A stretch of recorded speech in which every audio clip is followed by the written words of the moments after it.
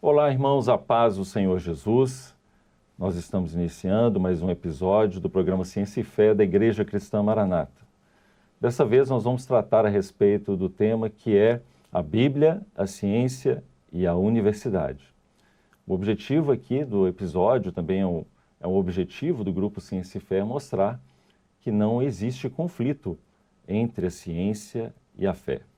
Alguns até mesmo podem tentar usar de alguns argumentos humanos, argumentos científicos, para tentar, de uma certa forma, demonstrar que a palavra do Senhor não é verdadeira ou que Deus não existe. Mas nós vamos observar e discutir aqui no nosso programa que a ciência, ela se debate com ciência. Os argumentos humanos, as ideias humanas, elas não podem sobrepor aquilo que é uma verdade absoluta, que é a palavra de Deus. Ela limita qualquer ação humana porque ela faz com que o homem entre no aspecto que é profético, aquilo que vem da eternidade de Deus. Nós estamos aqui já com membros do grupo de Ciência e Fé, pastores, para discutirmos sobre este assunto. Portanto, logo após a vinheta, iniciaremos mais um episódio do programa Ciência e Fé.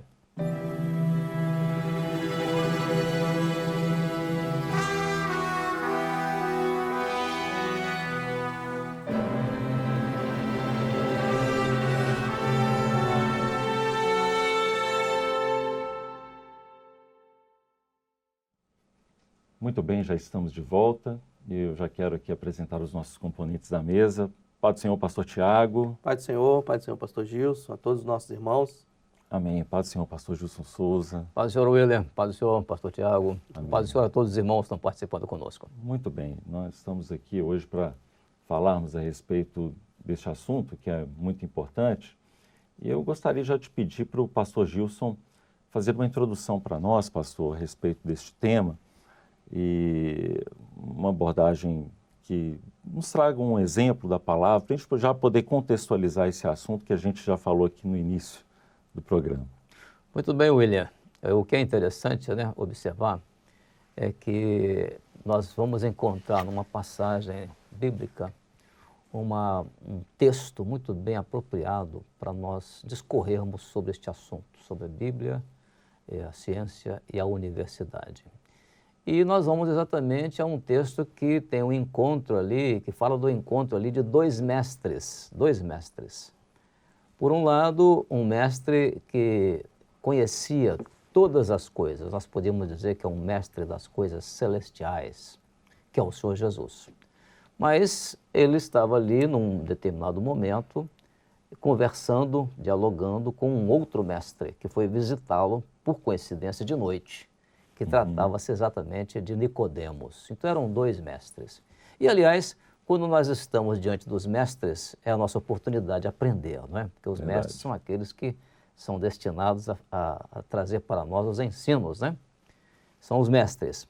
E aí eu gostaria, então, de fazer apenas menção a um versículo que está lá no Evangelho de João, no capítulo 3, no versículo 2, quando fala a respeito do encontro de Jesus com Nicodemos. Ele diz assim: e este, quer dizer, Nicodemos, foi ter de noite com Jesus e disse-lhe: Rabi, bem sabemos que és mestre, vindo de Deus, porque ninguém pode fazer estes sinais que tu fazes se Deus não for com ele. Muito bem. Então aquele detalhe, aquele aspecto de procurar Jesus para fazer uma afirmação dessa num diálogo com Jesus, já nos mostra exatamente o que é o conhecimento humano e o que é o conhecimento das coisas divinas, as coisas de Deus. Que diferença há? E nós vamos perceber exatamente isso na maneira como Nicodemos mostrou o seu conhecimento das coisas celestiais, ou seja, o seu conhecimento de Jesus. Então, aquela forma como ele apresentou o conhecimento, ela foi bem assim, conclusiva, bem racional, como se assim, sabemos que tu és mestre de Deus, porquê, né? O porquê é exatamente para explicar, né? É explicativo, é dedutivo. Então, ele deduziu que Jesus, portanto, era proveniente de Deus por uma conclusão racional. Então, ele deduziu, portanto, e aí até ele colocou Jesus num patamar, vamos dizer assim, bem relativo, ou seja, se qualquer outra pessoa também Deus falar com ele, né? Vamos dizer assim, qualquer pessoa também fizer esses sinais que tu fazes, então Deus está com ele, então não há diferença nenhuma entre você e Deus e assim por diante. Quer dizer, é o conhecimento humano a respeito das coisas de Deus, né? Então esse aspecto, vamos dizer assim, mostra o que é a diferença entre o que é o conhecimento de Deus, a verdade do conhecimento de Deus e a verdade do conhecimento humano, o conhecimento humano. Você vai notar, por exemplo, que normalmente muitos postulados científicos, eles são baseados em expressões assim como acredita-se que, né? Sabemos que, supõe-se que, né? Certo. Que são exatamente ideias que as pessoas ainda não têm uma comprovação, ou seja, não é uma verdade, vamos dizer, totalmente absoluta, mas é algo que se acredita que se possa existir. Parte de um pressuposto. Né, isso, parte de um pressuposto, exatamente, né? São parte de um pressuposto. Mas isso é o conhecimento, vamos dizer assim, geral que se tem dentro de uma verdade, vamos dizer, científica. Foi isso que entendemos que Nicodemos usou naquele dia ali. Certo. Ele usou ele deduziu, portanto, a verdade dele era conclusiva, ou seja, a afirmação dele era através de uma conclusão que ele chegou, de que ninguém poderia, ele só era vindo de Deus porque os sinais que ele fazia eram sinais que qualquer outra pessoa também podia fazer. Então, são ideias realmente, vamos dizer assim, humanas, dentro do conhecimento científico, e isso é muito comum acontecer, né, dentro do conhecimento humano científico, porque, por exemplo, o conhecimento científico, ele é sempre baseado em comprovação. São os cientistas, os físicos, né, eles comprovam a verdade e eles afirmam aquilo em razão de uma comprovação. Por exemplo, sabe-se que, por exemplo, contrair o câncer e doenças vasculares é uma coisa mais apropriada para o elemento, por exemplo, o fumante, do que o não fumante. Mas existem não fumantes que também contraem doenças vasculares, que também contraem câncer em função de outras condições de genética, de propensão para aquele tipo de doença e tudo. Então isso é uma verdade, vamos dizer, relativa. Ela é relativa porque existem também pessoas não fumantes que contraem câncer e doenças vasculares. Essa era a forma com que Nicodemos chegou para Jesus, para mostrar o que é o conhecimento humano diante do conhecimento das coisas de Deus. Muito bom, muito interessante isso. E até a gente observa, pastor Gilson, pastor Tiago, também os irmãos que estão nos acompanhando. A ciência, ela vai tratar de diversos assuntos e é interessante porque ao longo do tempo nós observamos, isso ao longo da história da ciência, verdades que aparecem em uma determinada época, elas são modificadas ao longo do tempo. E aí o senhor falou de uma palavra, hipótese, né? Hipóteses tratam-se daquilo que ainda não foi testado, que a gente não sabe se é verdadeiro ou não, porque não foi testado ainda. E dentro da ciência você tem outros elementos, por exemplo, a própria teoria científica, as leis científicas. E nem elas são verdades absolutas, até mesmo porque, embora a teoria científica ela tenha um embasamento maior, ela tem um arcabouço de ideias que são mais robustas, né, e tudo mais, mas ela não tem ainda uma definição. Até mesmo porque uma teoria científica, uma lei científica, ela precisa ser falseável. O que isso significa? Significa que o cientista, ao longo do tempo, quando ele elabora uma teoria ou a própria lei, ele precisa estabelecer determinados pontos de que se um outro cientista ele vai lá e contrapõe aquela ideia, aquela teoria ela pode cair por terra e dar lugar a uma nova teoria ou uma nova lei. Isso é como nós observamos isso ao longo do tempo. Então, a ciência, ela evolui dessa forma, pelo debate das ideias, né? Eu até gostaria de trazer um exemplo aqui, se possível, está a primeira figura, é o slide 1, porque é uma ideia que foi muito discutida e é até hoje, que é a respeito da origem da vida. Então, lá na década de 20, Oparin e Haldane, eles propuseram uma hipótese, né, para explicar como que a vida teria surgido no planeta. Então, para eles, lá nos primórdios da vida, nos primórdios do planeta, nós tínhamos uma atmosfera que era primitiva, que tinha todos esses gases aqui, vapores de água, nitrogênio, amônia, metano, hidrogênio, muitas descargas elétricas, a Terra estaria se resfriando e teriam sido formados, então, lagos, né, primitivos, esses lagos primordiais que conteriam várias dessas substâncias inorgânicas e ao longo do tempo ali teriam sido formadas substâncias orgânicas até formar as primeiras células, primeiros seres vivos. E aí, logo adiante, para tentar corroborar com essa ideia, ou seja, comprovar essa ideia, aí fizeram um experimento. Stanley Miller e Harold Urey. Se puder passar a próxima imagem. Então, o que eles simularam? Tudo aquilo que eles falaram como hipótese, eles pegaram uma vidraria e inseriram todos aqueles gases, colocaram eletrodos para simular as descargas elétricas, vapor de água e tudo mais. E após alguns dias, eles observaram no fundo do experimento, no fundo da vidraria, um líquido escuro. E ali eles constataram a presença de alguns aminoácidos, né? Só para explicar aqui até para os irmãos que estão nos assistindo em casa, né? O que seriam esses aminoácidos? São unidades estruturais para a formação de proteínas, que estão presentes em todos os organismos vivos. Aí alguém poderia dizer assim, então está comprovado que a vida poderia ter sido formada dessa forma espontânea, não é? Mas, na verdade, tempos depois, descobriu-se que nos primórdios do nosso planeta já existia o gás oxigênio. E esse é um estudo, é uma comprovação que foi chegada pelo estudo das rochas, né? Pela geologia. A presença do óxido de ferro hoje nas rochas indica a presença do gás oxigênio. E quando se coloca, pastor, o gás oxigênio neste experimento, não se formam aminoácidos. Então, há muitas discussões no campo da ciência. Esse é apenas um assunto que a gente trouxe aqui, tem vários outros. Né? Mas quando a gente vai olhar para a palavra, o que a gente vê na palavra em Gênesis 1:11? E disse Deus, produza a terra erva verde. Então, a primeira menção de vida que está na palavra é em relação ao reino vegetal. Aqueles mecanismos que a ciência não sabe explicar, que fez com que a vida existisse no nosso planeta, nós observamos na palavra. A resposta é, e disse Deus. A onipotência da palavra que foi capaz de gerar vida no nosso planeta e nos proporcionou a vida eterna, né? A palavra de Deus. E o interessante é o seguinte, as teorias, hipóteses, elas o que o William falou, elas podem ser mudadas ao longo do tempo. Alguém descobre alguma coisa nova e aquela teoria ela é aperfeiçoada, ela é retirada e colocada uma teoria nova. E isso acontece até com as chamadas leis.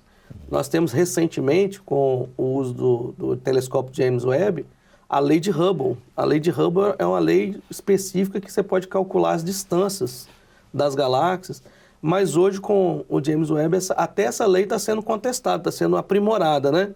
Então as teorias elas são aprimoradas, elas são às vezes substituídas, e às vezes até criadas novas teorias totalmente contrárias àquilo que existia antes. Mas a palavra de Deus é imutável. Ela é a mesma ontem, hoje, será para sempre. E tudo foi criado pelo poder dessa palavra maravilhosa, né?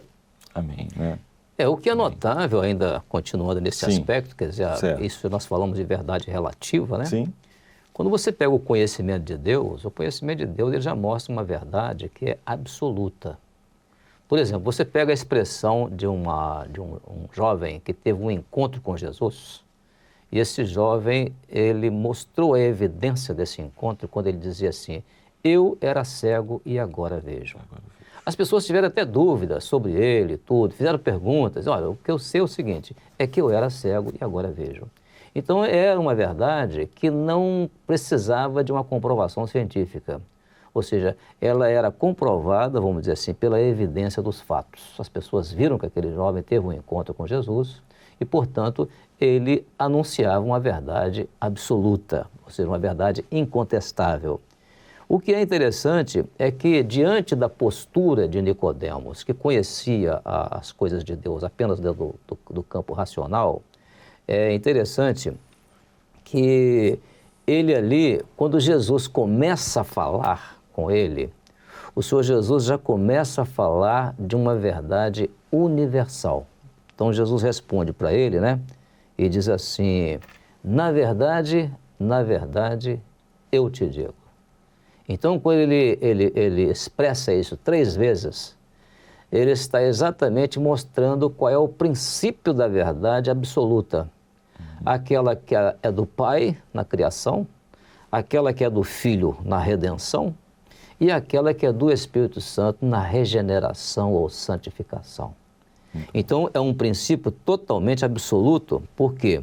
Porque agora ele está falando de algo que ele vai dar continuidade, o Senhor Jesus, né, vai dar continuidade, ensinando uma coisa muito simples até para Nicodemos. A comparação que Jesus faz é notável. Aliás, ele nem faz comparação, ele afirma. Ele disse assim, quem não nascer não pode ver. Ora, quem não nascer e não pode ver é uma verdade incontestável, é um princípio universal de vida. Isso acontece até com os animais. O nascituro, ele não nasceu ainda, ele está no ventre, então ele não vê nada. Ele vai passar a ver depois de nascer. Então é uma verdade incontestável, uma verdade absoluta. Então isso é mostrando exatamente aquele aspecto que a palavra nos mostra a respeito do nosso conhecimento, que é o conhecimento absoluto. Certo. O apóstolo João, quando fala a respeito do conhecimento do crente, das coisas de Deus, ele diz assim, vós tendes a unção do Santo, quer dizer, do Espírito Santo, e sabeis tudo. Então, por que nós sabemos tudo?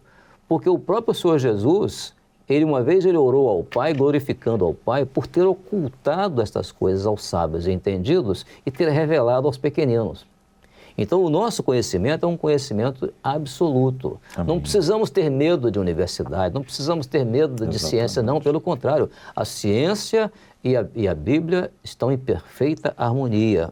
O que o Senhor Jesus estava deixando claro ali era que o conhecimento absoluto, ele é tão extraordinário que ele vislumbra as pessoas mais sábias que podem existir. Foi o caso de Paulo.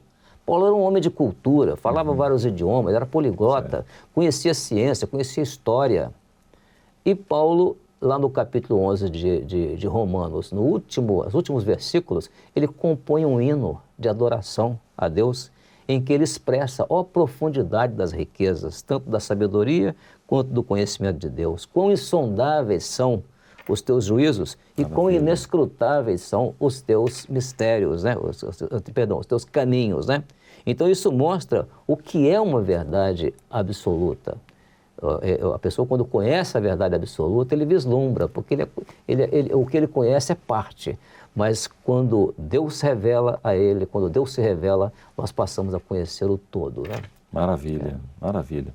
E eu queria até aproveitar, antes da gente continuar falando, principalmente desse aspecto que o senhor acabou de abordar agora, só chamar a atenção aqui daqueles que estão nos acompanhando pela TV Manaim, que nós temos um canal oficial da Igreja Cristã Maranata no YouTube. Lá você pode acompanhar toda a programação da igreja, nós temos cultos diários inéditos, inclusive há vários episódios do programa Ciência e Fé que estão numa playlist lá neste canal oficial. Você pode acessar e há um QR Code agora que está sendo projetado neste momento também, para que você possa conhecer mais a respeito do trabalho do Grupo Ciência e Fé. Nós temos um Instagram, você pode acessar ali as publicações e enviar também as suas dúvidas, suas sugestões para os programas e para os conteúdos que são desenvolvidos pelo grupo. Muito bem, o senhor falou muito a respeito dessa abordagem do Senhor Jesus, que sempre foi maravilhosa, né? E ele proporcionava ali um entendimento de fácil compreensão, né? Ali o que ele trazia para as pessoas. Mas, pastor, o senhor poderia trazer também para nós aqui, para a gente poder, ainda percorrendo por esse assunto, trazer essa diferença que existe entre esse princípio, o princípio do ensino científico, que é relativo, para o princípio de ensino que é absoluto, que é esse que o Senhor Jesus ele trouxe para Nicodemos, que ele trouxe em várias ocasiões na palavra do Senhor. Essa diferença a gente nota com muita clareza nesse diálogo de Jesus com Nicodemos. Por quê? Porque o conhecimento científico, normalmente, ele tem a tendência de partir do desconhecido para o conhecido. Isso é mais complicado. Você pega, por exemplo, uma fórmula da relatividade criada, da teoria da relatividade criada por Albert Einstein. Ele coloca lá uma fórmula que ele coloca assim, E é igual m multiplicado por c ao quadrado, mc2, né? mc2. Aí você olha aqui, mas vem cá, mas o que esse camarada quer dizer com essas poucas letrinhas aí? Que negócio complicado. Não, mas o que ele quis dizer, na verdade, foi o seguinte, ele quis dizer o seguinte, que o tempo é uma espécie de ilusão interligada ao espaço e ao movimento relativo. E aí você pergunta, pera lá, mas já está explicado? Não, está complicado ainda. Aí o que ele faz? Ele então agora, para tornar aquilo que é desconhecido naquilo que é conhecido, aí então agora você passa a entender que há uma relatividade entre o tempo e o espaço. Se você tem um determinado espaço, que você gasta um determinado tempo para percorrer esse espaço, entendeu? Você gasta aí você tem uma relação entre o espaço e o tempo. Muito bem, que foi até a medida criada por Einstein, né? a relação do tempo com o espaço, porque o espaço até então, na física de Newton, né? Falava apenas que o espaço era uma questão de dimensões visíveis, né? Ou seja, você tem a largura, tem a altura e tem a profundidade, era tridimensional. Mas ele criou essa quarta dimensão, essa quarta medida, vamos dizer assim. Muito bem. Aí você percorre esse espaço de tempo, esse espaço com determinado tempo. Se você aumentar a velocidade desse percurso, você vai percorrer esse mesmo espaço em um tempo menor. Se você dobrar essa velocidade e for aumentando essa velocidade, ou seja, quanto mais você aumentar a velocidade, mais rápido vai ser o tempo que você vai percorrer aquele espaço. Então, era isso que ele quis dizer, e ele chegou ao momento em que ele disse o seguinte, o Einstein, que se a pessoa conseguir percorrer esse espaço na velocidade da luz, ele vai sair daqui e ao mesmo tempo já vai chegar do lado de lá, em questão de fração de segundos, porque a velocidade da luz é de 300 mil quilômetros por segundo. Então, até chegar a isso, eu gastei um tempo para falar isso aqui, há um tempo. E eu até gostaria aqui agora pedir ajuda aqui ao pastor Tiago, para nos dar uma explicação mais detalhada daquilo que eu falei, que eu nem sei se o que eu falei foi realmente capaz de tornar claro o que é o conhecimento científico, ou seja, parte do desconhecido para o conhecido. Depois nós vamos falar sobre o conhecimento de Deus, que já é o contrário. Ele parte do conhecido para explicar o desconhecido. Então, quando a gente pega a física de Newton, né, nós vemos que houve, entre Newton e Einstein, houve uma evolução nessa questão do tempo. Para Newton, o tempo era como se fosse um rio que corria do passado para o futuro e não podia ser mudado. Mas Einstein ele introduz exatamente essa questão do tempo como uma medida que pode ser alterada, pode ser esticada, comprimida, mas não pode voltar para trás, né? Isso é um postulado também da teoria de Einstein. O tempo ele não pode retroceder, mas ele pode ser esticado, comprimido e alterado juntamente com o espaço. Por isso que se criou esse conceito, né, de espaço-tempo. Eu vou mostrar aqui um slide para os irmãos para que isso fique compreendido. Nesse slide, nós vamos ver ali que é uma escada rolante, onde o homem de azul ele está percorrendo essa escada. Então, quando a gente vai, por exemplo, no shopping, se a gente ficar parado na escada rolante, a gente está na velocidade da escada rolante subindo. Mas algumas pessoas caminham na escada, né? E quando você se caminha nessa escada, você se torna mais rápido do que aquele que está parado. Por quê? A sua velocidade é somada à velocidade da escada rolante. Se puder dar um play no vídeo, que aí ele vai mostrar aqui exatamente isso. Olha lá, o homem de azul ele vai percorrendo e ele chega mais rápido lá em cima, porque a velocidade dele é a velocidade da escada rolante mais a velocidade dele que está caminhando. Só que quando a gente pega isso para a luz, aqui nós temos uma nave hipotética que viaja a metade da velocidade da luz. Se eu ligar o farol da frente dessa nave, o feixe de luz, pelo conhecimento newtoniano, deveria ter a velocidade da luz mais a velocidade da nave, ok? E se eu ligasse um feixe de luz para trás, o feixe de luz deveria ter a velocidade da luz menos a velocidade da nave. Então esse era o conhecimento da época. Einstein ele vem e muda isso, porque ele entende, ele vê que o espaço e o tempo eles vão se contrair. E aí, nesse caso, olha, tem uma nave parada e uma nave andando. Elas soltam os feixes de luz no mesmo tempo. Só que, mesmo a nave estando andando, que é o nosso caso hipotético ali, o feixe de luz ele vai chegar no destino ao mesmo tempo da nave que está parada. Eles chegam juntos, mesmo com a velocidade da nave, em tese, sendo somada à velocidade da luz. Mas no caso não é somado. A luz ela permanece com a sua velocidade constante. E aí, nesse caso, é o espaço e o tempo que se contraem ou esticam para que o feixe de luz chegue junto. Então, no caso de simples, o espaço ele foi contraído, no caso de baixo, o tempo foi alongado, para que os dois feixes de luz chegassem lá no seu destino ao mesmo tempo. Então, foi isso que Einstein postulou e comprovou essa teoria, a chamada teoria da relatividade. É extraordinário, né? Isso é muito extraordinário. Então, a gente vê a evolução da ciência, e isso nos chama muita atenção porque a palavra é muito clara em relação a isso. Então, o Senhor, ele já na palavra, há muitas coisas que estão na ciência, que a ciência desvendou nos dias atuais, e já estavam descritas na palavra. Então, quando a gente vê uma abordagem como essa, que o pastor Tiago ilustrou aquilo que o senhor havia dito, dessa questão da luz, então nós vemos ali a multiplicação da ciência, que foi ali profetizada por Daniel no capítulo 12, verso 4, e que tudo isso o Senhor tem permitido, né, a igreja vivenciar, observar, justamente para que nós pudéssemos compreender até mesmo os sinais da volta do Senhor Jesus. É verdade. Então, a tecnologia está à nossa disposição, a evolução da ciência, para que nós tivéssemos noção do contexto profético em que vivemos. Então, isso é muito importante. E há outras situações que a ciência descobriu nos dias atuais que estão também registradas na palavra, né, pastor? Não é só... Esse aqui é um exemplo que eu dei, né, da multiplicação da ciência lá, descrita pelo profeta Daniel, mas nós temos várias outras, né? Por exemplo, você tem Isaías 40, né, que ele vai falar que ele estava sentado no globo terrestre. Então, esse é um aspecto já do conhecimento de Deus, né? Sim, sim. Porque a gente percebe que nessa explicação que o pastor Tiago deu, agora sim, agora está claro. Mas gastou-se um tempo, um raciocínio, e uma conjectura, e o conhecimento, e etc. Agora, quando, por exemplo, o Senhor Jesus falava do conhecimento de Deus, ele partia do princípio universal de ensino. Qual que é o princípio universal de ensino? É você partir daquilo que é conhecido para explicar o desconhecido. E Jesus fazia muito isso.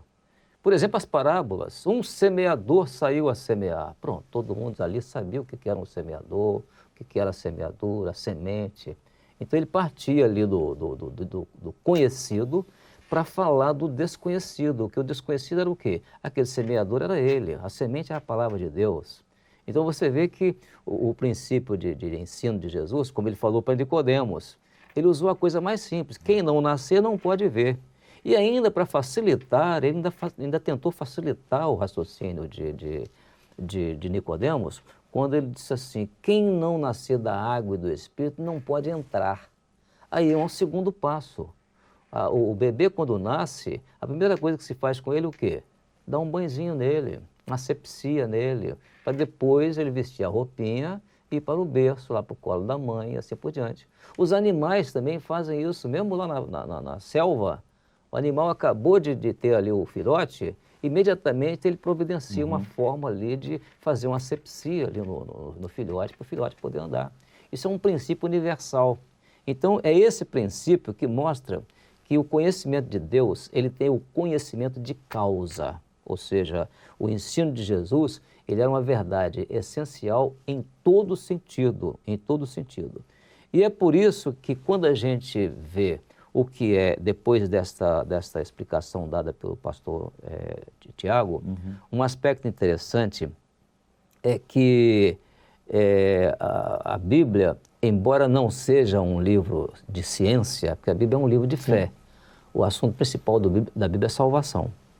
Mas a Bíblia tem uma riqueza de conhecimento humano extraordinário, que está lá, inclusive, na Bíblia. Aí eu começaria pelo caso que você já ia falando, né? Que é, por exemplo, o globo da Terra. Você pega Isaías capítulo 40, né, no verso 22, Deus estava nas redondezas da terra. O que era aquilo ali? Era mostrando ali, inclusive na língua hebraica, é usada ali a palavra kadur, que significa esfera, bola, né? Círculo.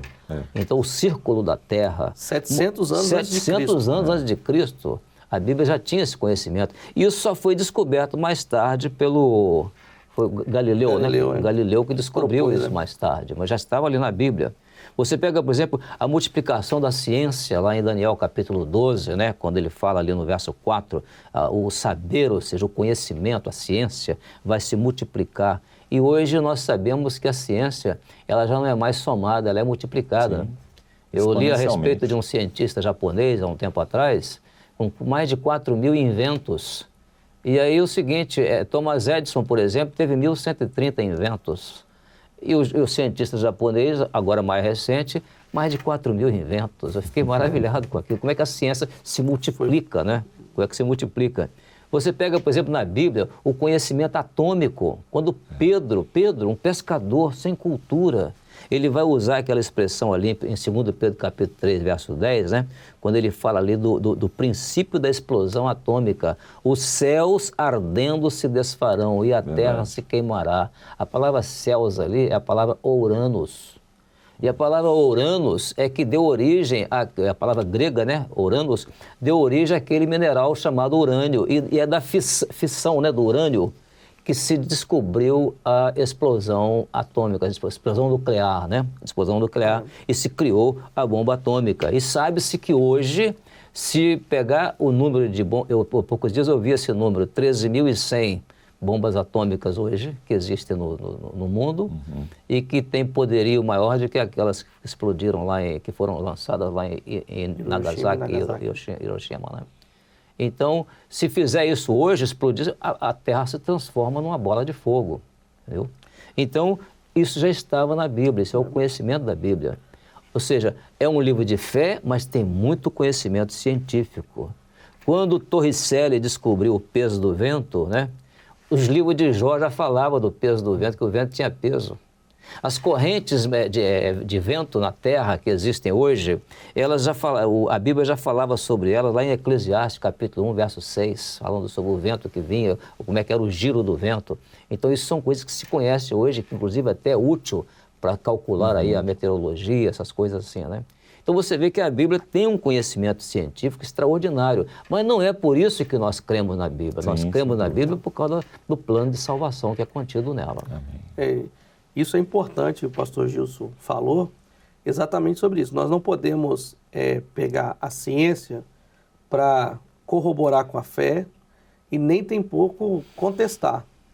A ciência, ela não pode servir para nós como um contestador da fé, nem pode servir para nós como um autenticador ou um confirmador da fé. Muito pelo contrário. Jesus é o autor e consumador da fé na nossa vida.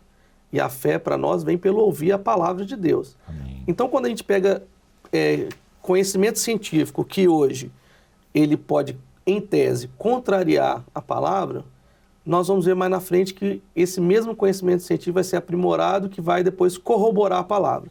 Sim. Essa contestação ou essa corroboração não pode influenciar a nossa fé. A fé nossa ela é baseada no firme fundamento, na rocha que é o Senhor Jesus. Isso nós temos questões científicas que corroboram com a palavra, igual o pastor Gilson colocou. Um exemplo disso é o ajuste fino. O ajuste fino do universo, ele corrobora com um Criador. Mas o homem, pela ciência, ele nunca vai achar esse Criador. Mas quando ele vem pela fé, ele encontra um Deus maravilhoso que criou todas as coisas. Eu queria até passar um slide aqui para os irmãos. Por exemplo, o nosso universo, o ajuste fino dele, pode dar um play no vídeo, ele tem 26 constantes. São todas ali, não tem porquê de falar de todas elas, mas são 26 constantes que qualquer mudança dessas constantes causa um colapso que acaba com a vida na Terra. Um exemplo, o próximo slide, é quando a gente vê no universo, a gente vê, por exemplo, essas figuras, olha, figuras que aparentemente são aleatórias. Mas quando a gente aplica a matemática, que é a sequência de Fibonacci, pode passar o próximo, ele vai aparecer a sequência de Fibonacci em todos eles, tá vendo? A sequência de Fibonacci, para o design inteligente, que é uma proposta de criação do universo, é uma assinatura de Deus no universo. Isso a gente vê exemplificando. Um outro exemplo da sequência Fibonacci é que recentemente filmaram as baleias no Ártico, num período de acasalamento, é o próximo slide, que o movimento que elas faziam gerava uma sequência de Fibonacci. Que maravilha. É uma assinatura de Deus no universo, que mostra para nós que Deus criou todas as coisas. Mas nós conhecemos esse Deus não por uma questão científica. Nós conhecemos esse Deus porque um dia esse Jesus ele se revelou a nós. É verdade. Como se revelou a Paulo no passado, a servos do passado.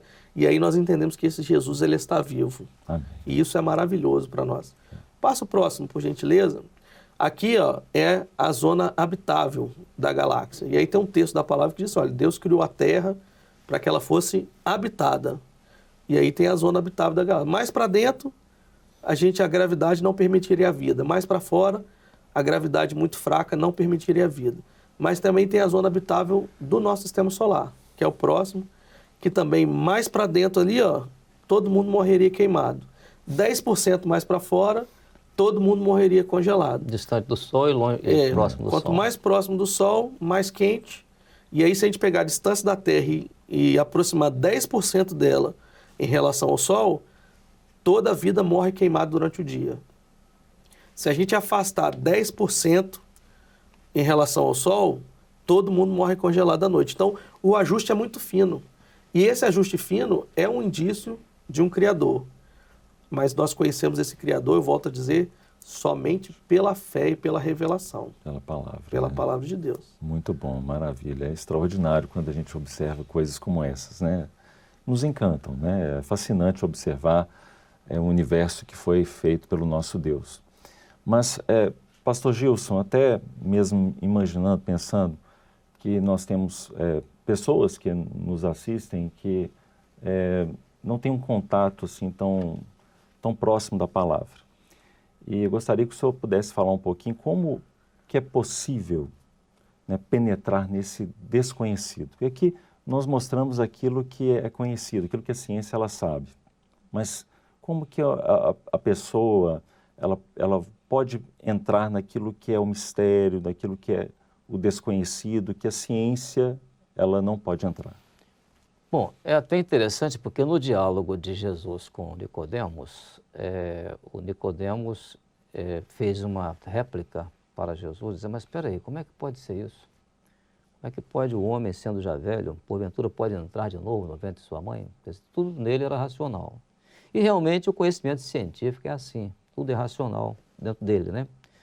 Agora, por exemplo, Einstein, quando fez a associação da relatividade, que é o tempo relacionado ao espaço, ele tinha uma ideia de que existiria uma outra dimensão, além de uma quarta.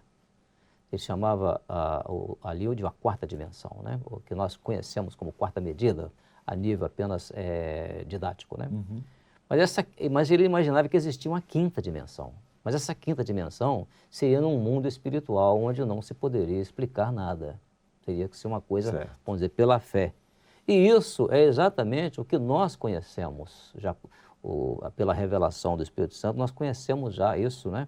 Através dessa chamada quinta medida, né? E que ele, cientificamente, supunha que isso existisse, mas que não teria explicação para isso.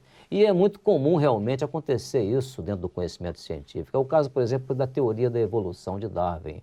Nunca houve uma comprovação concreta da transição entre os animais que se julga ter evoluído, né? Mas a Bíblia, quando afirma sobre a criação, a Bíblia é clara em afirmar que a criação teve uma sequência lógica da cadeia alimentar. Primeiro foram criados os invertebrados, depois os vertebrados, primeiro os peixes, depois os répteis, depois as aves, depois os animais e, por fim, o homem, ou seja, dentro de uma cadeia alimentar que permanece clara, visível até hoje, né? E até o pessoal, através dos fósseis encontrados, né, vem a comprovação disso até os dias de hoje. Agora, o que é notável são as afirmações da Bíblia sobre a criação. Nós temos, por exemplo, versículos na Bíblia, não sei se poderíamos citar alguns aqui, né? Temos aqui, ó. Salmo 115, verso 16, né? Quando fala, os céus são o céu do Senhor, mas a terra deu-a ele aos filhos dos homens. Depois, Isaías 45, 12, né? Eu fiz a terra e criei nela o homem, eu o fiz.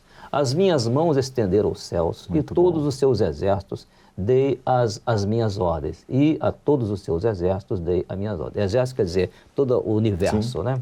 Depois, 45, verso 18. Porque assim diz o Senhor que tem criado os céus, o Deus que formou a terra e a fez, ele a confirmou, não a criou vazia, mas formou para que fosse habitada. A formou para que fosse habitada. Então, muito bem colocado esse aspecto aí, né? Até no livro de Atos dos Apóstolos, né, Paulo faz também uma afirmação, né? Diante lá do Areópago, né? Eu não sei se é o próximo slide. Nós temos a afirmação de Paulo, né? Quando ele afirma ali exatamente a respeito do Deus que fez o mundo, tudo que nele há, sendo o Senhor do céu e da terra, não habita em templos feitos por mãos de homens, nem tampouco é servido por mãos humanas, como se necessitasse de alguma coisa, pois ele mesmo é quem dá a todos a vida, a respiração e todas as coisas, e de um só fez todas as raças dos homens para habitarem sobre toda a face da terra, determinando-lhes os tempos já dantes ordenados e os limites da sua habitação. Então, limites, né? Passou do limite para o lado do sol, vai esquentar todo mundo, né? Passou do limite longe, vai congelar todo mundo. E esse detalhe aqui também, quando ele fala que de um só fez todas as raças, hoje é comprovado de que todo mundo na humanidade, de todas as raças, são descendentes de uma só pessoa, de um só casal, né? Então, isso é comprovado hoje, já li a respeito disso. Não sei se tem uns estudos. Tem uns estudos que se fazem. Na década de 80 foi publicado um artigo da doutora Rebecca Elkan, que, inclusive, o artigo ele ficou conhecido como Eva mitocondrial, justamente porque ela vai utilizar, vai pegar amostras de DNA mitocondrial. Esse DNA mitocondrial ele é um DNA específico que fica dentro de uma organelazinha da célula chamada mitocôndria. Então, ela tem só origem materna. Então, ela pegou amostras do mundo inteiro, da Oceania, das Américas, da Europa, da África, e por meio de alguns estudos, ela funciona como se fosse um reloginho molecular, porque ela vai fazendo algumas mutações ao longo do tempo, e foi possível ali fazer um rastreamento e constatou-se que todas aquelas amostras teve origem em algum determinado momento de uma única e mesma mulher. É isso que o senhor está falando. Ficou conhecido como Eva mitocondrial. Eva mitocondrial. Muito bem. Isso. Bom, nós teríamos ainda muito mais coisas para falar aqui, mas o tempo, infelizmente, ele já se esgotou. Queria agradecer mais uma vez ao pastor Gilson pela presença. Pastor, a paz do Senhor. A paz do Senhor, William. A paz do Senhor, pastor. Amém. Até a próxima oportunidade, pastor Tiago. Amém. Paz do Senhor a todos. Eu quero despedir também de todos que nos acompanharam mais este episódio. Até o nosso próximo programa. A paz do Senhor Jesus.